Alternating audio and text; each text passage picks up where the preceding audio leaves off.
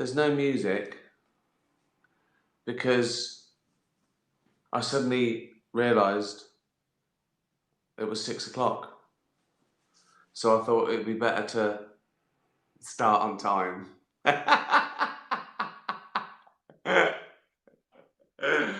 Oh dear. Think of that. I said to Jane, "Oh my God, I'm late." She went, "Oh my God. Yeah, got to answer questions from cats and dogs." Oh dear. Oh yeah, I did have time to get a beer. I've had a wee, so I've done all the...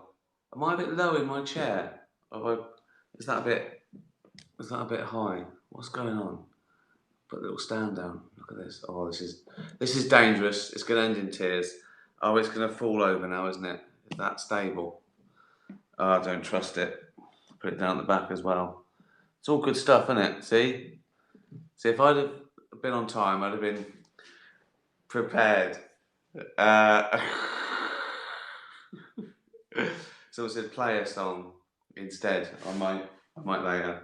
I mean, there doesn't need to be a lot of prep for this. It's basically me winging it. I know what you're thinking. You're thinking, Rick, you look really handsome and svelte today. Have you had plastic surgery, or are you taking steroids? No, thanks for asking. I've cut my own hair. I just cut my own hair in the mirror with scissors, and I did a little beard trim as well. So I trimmed the beard, right? Trimmed the beard up to about there, and then there was bits sticking out. So I just cut those.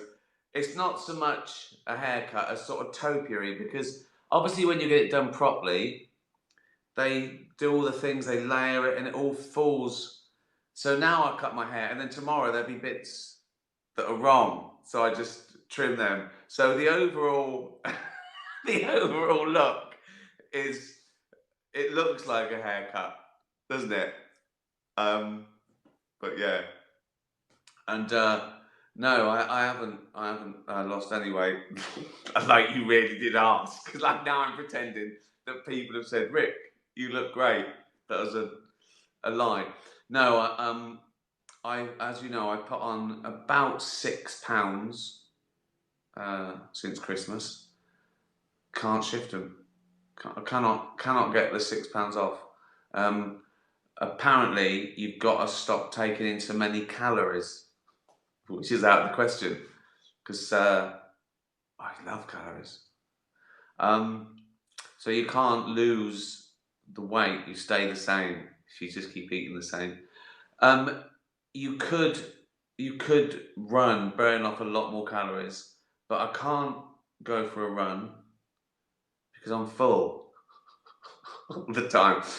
I have been going, right, as I've been trying a new method, right? Because I don't want to stop eating and drinking, and I don't want to go for a run every day. What I thought, like I've created an optical illusion with the hair that looks like a great haircut, but it's shit, right? I'm doing the same with the body. So what I thought I'd do is, instead of like losing sort of fat off my stomach, I'll just do loads of weights on my shoulders, and then the muscles will push out the fat, and my shoulders will look really massive, and it'll look like I go into the waist. Well, I will go into the waist, and people will go, "Fucking hell, look at him. He's got a small waist." It won't be. It'll still be like 37 or whatever it is, 38. No? But it'll be an optical illusion. They go, "He's got a great haircut and a great bigger." When I told Jane my plan, I'm not going to lose weight. I'm just going to build muscle up, right? She went, "Fuck me, SpongeBob." So, good, isn't it? So I look like SpongeBob. So, and I'm I'm happy with that. Good. Well, that's the plan. Oh, where are you watching this from? If it works, if suddenly people are going, man, you look great, great, then I will do a sort of self-help podcast, how to cut your own hair and look great while being fat with shit hair. And I think that everyone would love that because people want an advantage, right? The truth is, if you want to be fit and lean, right, you've got to eat less and work out. It's simple as that, right? It's really hard work, right? Particularly if you want to save 400 calories a night for wine. Right? But people love those things like, oh, get thin by eating chocolate. It doesn't work. You buy the book, but it doesn't fucking work. Oh, eat yourself thin. Eat as much as you like. Doesn't work. Be fit without doing any exercise or eating salad. No, you can't. Anyway, talking of podcasts, I am going to get back into the business of podcasts. I went from being the only high-profile person with a podcast to the only high-profile person without a podcast. So I'm in a good position. I love this. This has made me, like it again, just talking nonsense. People lap it up. 1 billion 3 minutes.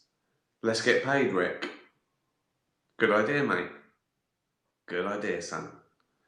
I'll go in hashtag biggest podcast deal ever. That's what I'm looking for. And the first episode will be how to be brilliant and look not as fat with as shit hair as you've got. Good. Right. Let's do some questions. If you were to film Afterlife and Derek again, but you had to, this is from Joey, but you had to play a different character, interesting. Who would you choose to play in each? And who would you have play Tony and Derek? Oh, that's difficult. Well, I think I could. Originally, before Afterlife, I had an idea for a sitcom, and it was based around me being like a Ken Otley type character, like a guy on the periphery of showbiz who was a bit of a, a shyster and had terrible clients. So that would be quite nice. That would be a fun role. And that's much more of a comedy character than I actually played with Tony.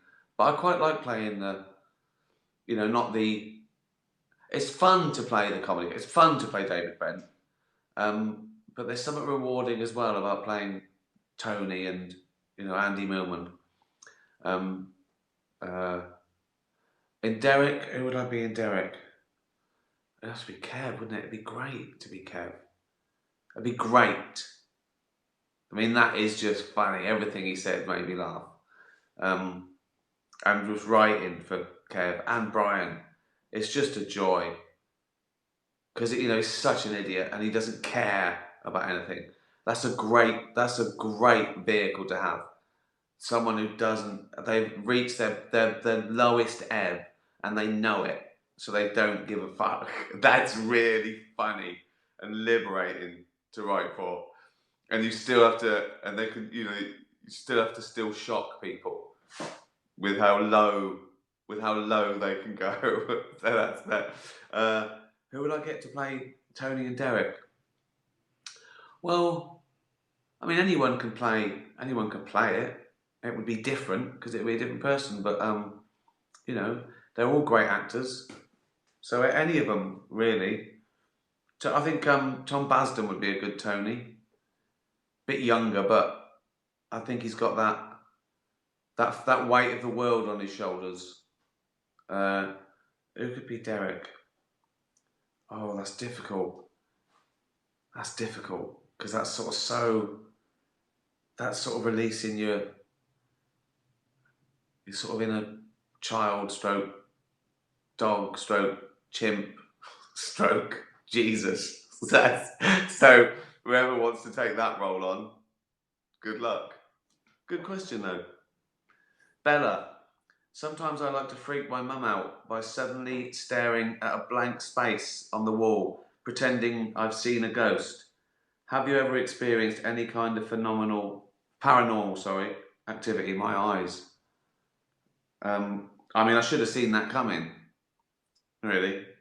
Have I ever experienced any paranormal activity? Well, I'm going to say no, because I think everything's got an explanation. I do this in my new stand-up, that I think anything that exists is by definition part of nature, not super nature, and is explainable. So, you know, bumps in the night, shadows on the wall, creaks. My first thought is never ghosts and ghouls and things that are very, very unlikely. They're things that are likely. An earthquake is more likely than your dead nan. Do you know what I mean? Because we've never had any evidence of it. It's like, so I'm going to say no, because I don't think that anything paranormal exists. There's things that aren't explained, and there's things that are weird, and there's things that are amazing coincidences, millions to one that thing happened that we don't even notice it. But I always think there's a natural explanation, however unlikely. I think by definition, I'll say no. Thanks for your question, Bella.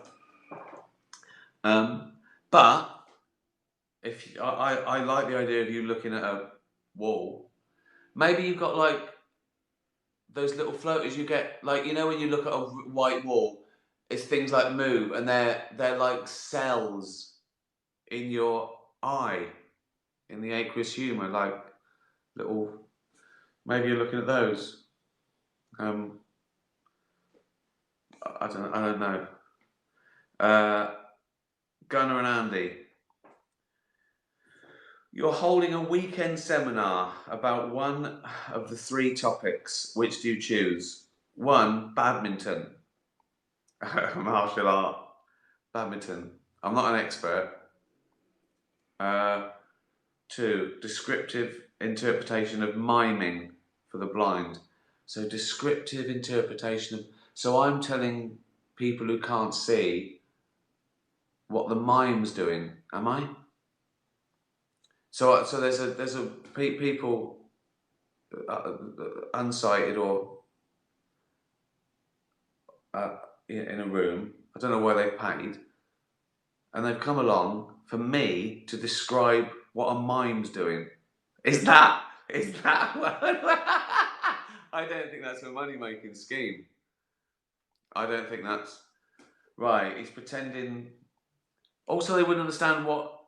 So I'm going. He's pretending to be locked in a box. And they're going, what? I go, he's pretending to be locked in a box. What do you mean? Well, there's no box. I go, well, we didn't say there was. I go, no, but listen, he's right. He's a bloke, right? He's a skinny bloke dressed in black, right, with a white face, right? Why? Because he's a fucking idiot, right? He's a fucking idiot, right? And now he's pretending to be locked in a box. Why? I don't know why. Ask him. He can't fucking talk, can he? He's not allowed to talk. He'd be a shit mime. That one's not a money-making scheme. So badminton's winning so far. It'll be too frustrating. 3, analysis of Baker Street saxophone solo. Right, now I can, along with most of the population or people my age or slightly less or older, I could sing that. I don't think that's enough for a seminar. I'm tempted to go for just so I can slag off the mime to his face, and he can't speak. he can't talk back, can he? Now he's pretending to pull a rope. Now he's pretending it's a windy day.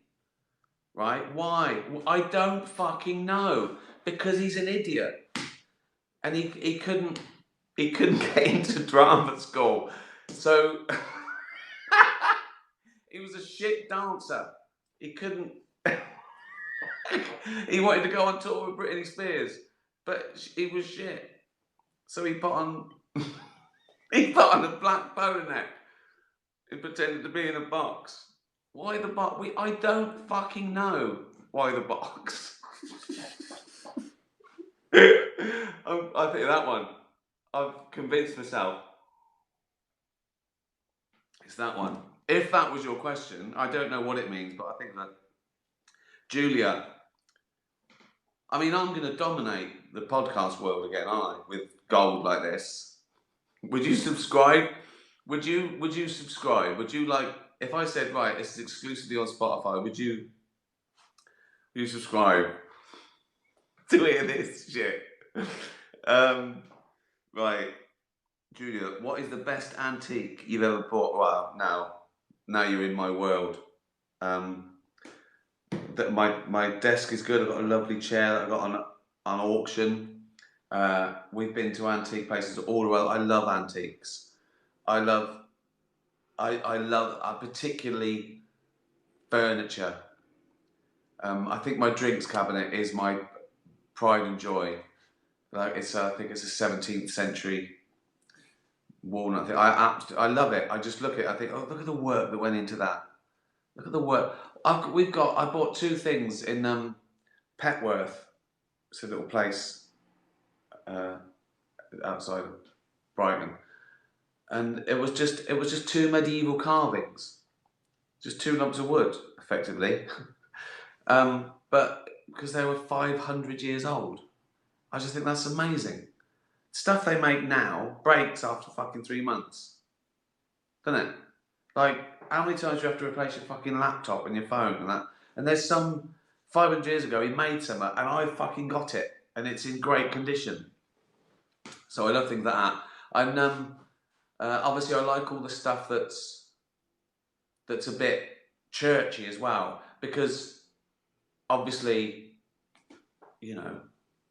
No, I think they're more than that. I think they're nearly 1,000 years old. You know, I think it might be 11th century. Those things. Anyway, so we've got like benches from churches and things like that. And the reason that, like, you see it in art and paintings as well. The reason why you look at all these artists from 500 years ago and their pictures of like kings and earls and depictions of heaven and hell and all that stuff was because it's the only way you get paid. Because the only 500 years ago, the only money was in, you know, royalty and the church. So if you wanted to get a good whack, you'd you'd make the king look good, and you'd say to the church, "I've got do you want a picture of Jesus?" They go, "Yeah, all right." I go, "Yeah."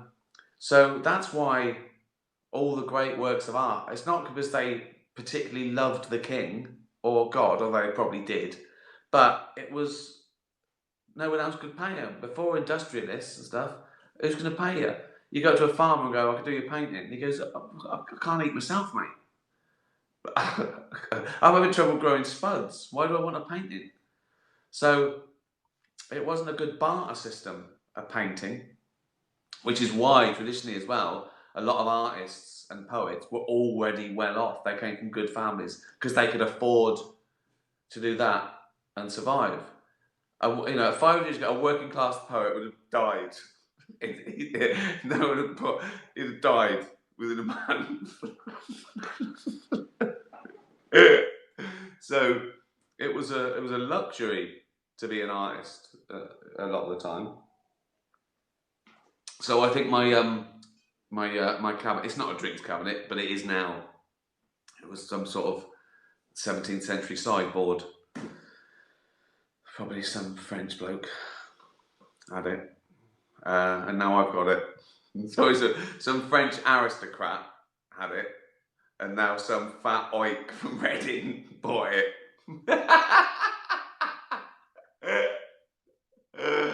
Oh dear. Right. Nancy, if we learn from our mistakes, why are we afraid of making them? Very good question, that. Great point. And we do. I think people, you're afraid of making mistakes that are undoable, or that obviously you don't make mistakes like I'm going to go sailing pissed because you go, oh, that was a mistake, I'm dead. But I think if you mean mistakes in art and trying stuff, I think that's exactly right. Like stand up, every night I go out when I try something, you could say it's a mistake. It didn't get a laugh, so I have to change it. And it doesn't get a laugh. But it's odd to call them a mistake because it led to where you're not. If you're okay now and happy where you are, you wouldn't say you lived a life of mistakes, even though they might have been at the time, because they led to something else. Like if you want to get to the top of a ladder, you have to put your foot on the first rung. You don't go, oh, it's a mistake, I'm meant to be at the top. You go, no, yeah, you're on your way. So I think mistakes are exactly what you need to make at the time. You might not even know the mistakes at the time, and you do learn from them because you improve. So I think that's a great question. I don't know why we're afraid of making them. I think we're embarrassed, or we think that. And again, it depends on what type of mistake. If you've got a lot of money and you go, right, I'm going to make t-shirts. I've got 2 designs. You spend all your money on one design. You make 1,000,000 of one and 1,000 of the other. And the ones that you've done 1,000 of, they sell out immediately. And the ones you've done 1,000,000 of, you didn't sell one. Well, that's a big mistake because you've blown all your money. So I think it depends what you mean by the mistake. So, but yeah, to ease things out there and try stuff, I think that's exactly right. I don't know why particularly for me, like writing and doing stand-up, that's why you've got to try things out that might not work. You've got to take the silences or the groans. You're finding the funny. And it's immediate feedback. They tell you your mistake. It's evolution. Evolution, there's a very good example. All genetic mutations, they're a mistake, but they might be advantageous. You know? You just don't know. We'll see. If you survive, well, it wasn't a mistake, was it? Because you're still here. Good question. Susie. Right, she just wants me to discuss this. Some penguins are prostitutes. That's a hell of a diss, isn't it? Some penguins are prostitutes, right? Offering sex in exchange for pebbles. I think that's true. Well, see, it depends what you mean here, right? Because when animals mate, okay, this is so general, and there are 5 million different species, but bear with me. A female of the species is attracted to a male because she thinks that he's right for her kids. Like, he's big and powerful, my kids will be big and powerful. He's the fastest runner, my kids will be good, that'll help them survive. He's powerful, he's good at providing. If it's a species that stays around, good, he's good. Then there's attraction, which can be arbitrary, but it's signals. So this one got the biggest feathers, and it got that's what we want. You know, it sounds arbitrary. And some birds woo their mate by giving them stuff, collecting things, right? And the biggest pile of rocks, she goes, well, he's got the most rocks. Now that sounds arbitrary, but even if it is, he was the best at that. So he flew the most, he got the most rocks, he's the best dad, in theory. So I suppose as a signal, they'll do anything. Pebbles.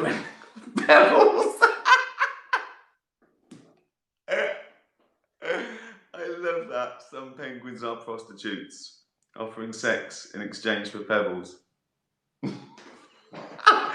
I love that. Good luck to them. Good luck to them. Maybe there's a war on. Maybe like This penguin had to survive. Like the prostitute. That's so harsh. Oh dear. Good. Any evolutionists listening? Have I sort of got it right? Also, you can learn value of stuff. Like they did an experiment with monkeys where they would win tokens to do a trick, and then that would give them bananas. And so they created a community where they would exchange tokens for favors, sexual favors, to the female monkeys, because the female monkey didn't think that this was. They go, okay, you do that, give me the token because I want a banana. So it's like a barter system that there's no thought involved. It's not like the monkey's going, well, that would technically make me a sex worker. It's no.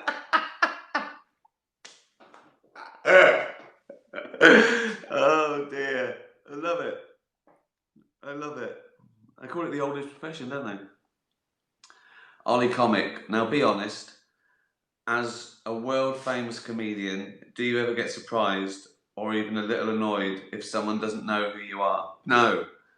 Well, I don't get surprised because there's 7 billion people on the planet. How famous can you be?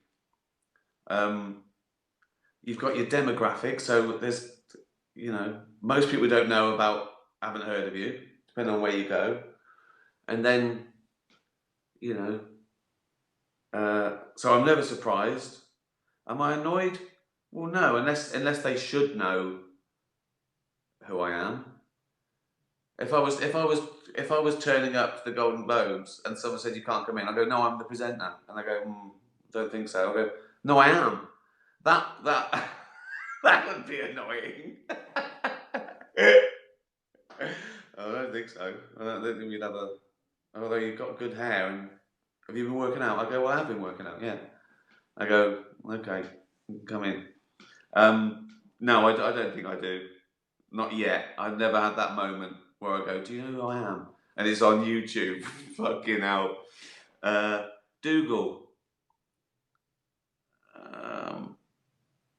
Bonjour, Monsieur Ricky. Dougal's a French bulldog. I recently turned 5, but I haven't received my job description yet. I sleep, snore, allow scruffles, bark, and chase everything. But I am worried I'm not doing something in my job description. Am I missing something? No. That's exactly right. Just do whatever you feel like, and that'll be right. Because you're a dog, and a dog is always right. Don't bite anyone, because that can get awkward. Just growl like that, and you'll be fine. Don't chase things into a road. That's all. But everything else goes. So yeah, try not to wee inside. Wait till you go up, scratch at the door. But again, I think you're doing it. I think you're nailing it. I think you're absolutely nailing it, Dougal. Wendy, have you ever been physically lost in a forest, city, desert, etc.? No. Not to any. No, I've never been like stuck up a mountain without a phone going, I'm going to die, I don't know where to go. I've been lost for 20 minutes, And the first time I got lost in Hampstead Heath, I was running round and round in fucking circles, and it was getting dark. But eventually you find something. So no, I've never been out on my depth thinking I'm gonna fucking die on this mountain or this desert. My dad said you can never be lost if you've got a tongue in your head. I think he meant in Reading, where people would understand. You go, I'm lost. Where's Whitley? And they go, you in Caversham, mate. I go, okay. Go south. Just keep walking south.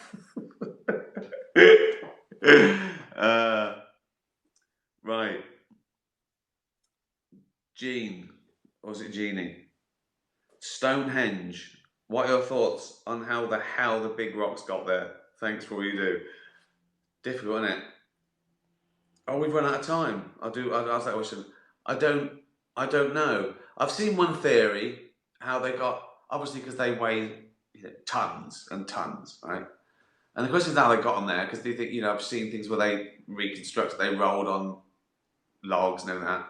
But how did they get them up? I have pulley systems. They're like they didn't. It was one theory is that they found the rocks, right? 500 men pushed them onto a little log, got them going or whatever, rolled them along. Then they dug a hole. They dug a big hole and pushed it in like that, and then removed the soil so it looked like it was just standing up. I don't know. I don't know if that's true. Someone must know. Google it. Why am I answering these questions about subjects I don't know anything about? I know a bit. I know a little bit. I can guess. I'm a smart bloke, but there's experts going. They didn't roll them on fucking logs. Oh dear. Right. One more. Because it's lovely. This is from Anne of York. My brother and his 4-year-old grandson loved a National Geographic book about evolution of big cats. Sadly, my brother passed away on January the 3rd. When his grandson was told that his grandfather died, he understood immediately. He said, "Baba is extinct." That's really sweet. Question: why are so many people anti-science? I don't know, it's weird, isn't it? It's just weird. It's all the evidence there. Some people suspect it's like some sort of big conspiracy. But the experiments work over and over again. Some people say, yeah, but science has been wrong. Well, it proves itself. Science just said, this is what we know so far. It's the best we know. It's the rightest answer so far. It keeps testing. It goes, no, we've got a righter answer.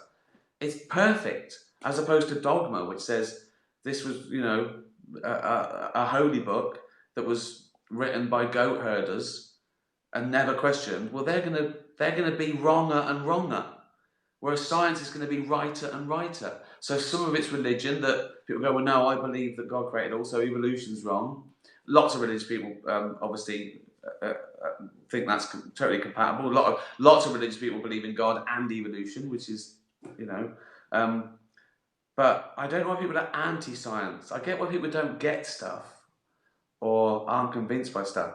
But yeah, as a body, they're anti. Like they think they're lying to us. Well, the experiment doesn't lie. It's weird. I think some people are bullshitting as well. Some people are trying to get attention. Like I don't believe 50% of flat earthers really think the earth is flat. They've joined a little club. They're trolling. It's attention seeking. But yeah, some people are. I don't know. I don't know, Anne. Right, one last question because it's Leopold and Loveday. Do you think intelligence or wisdom has helped more with the success of your career? That's a great question.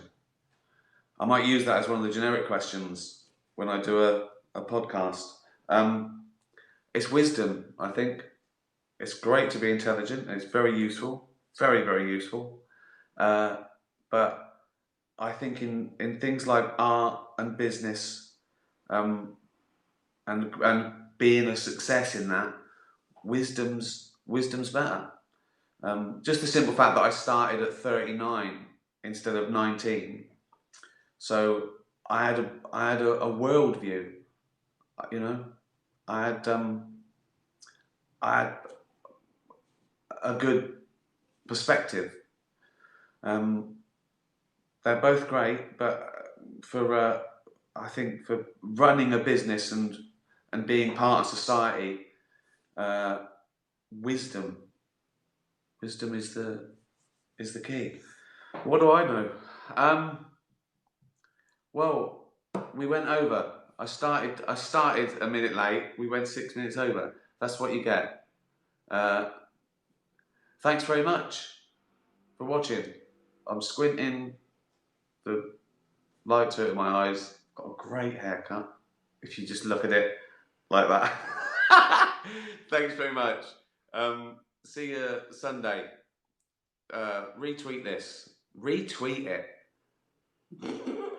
Tatty bye, everyone. Tatty.